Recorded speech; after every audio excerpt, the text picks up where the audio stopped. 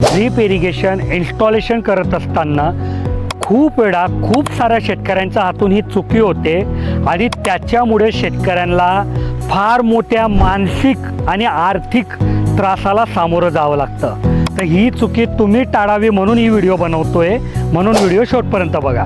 तर काय होतं की जेव्हा तुम्ही ठिबक सिंचन करतायत ना, तर तुम्ही आधी सबलाईन म्हणून पाईपाचा जोडतात।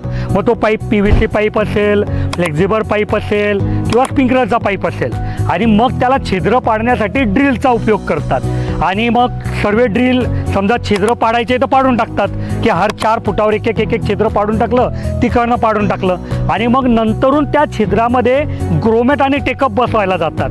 तर अशा वेळेस जर तुमच्या ड्रिलमध्ये काही अडचण असेल तर हे सर्व जे छिद्र तुम्ही पाडून टाकले आहेत ना, हे पूर्णपणे कुचकामी ठरतात आणि मग तुम्हाला ते रिपेअर करण्यासाठी खूप मोठी मेहनत करावी लागते। 100पैकी 99 वेळेस तर ते रिपेअर होत नाही, पाईप बदलावा लागतो आणि म्हणूनच ही चुकी तुम्ही कधीच करू नका।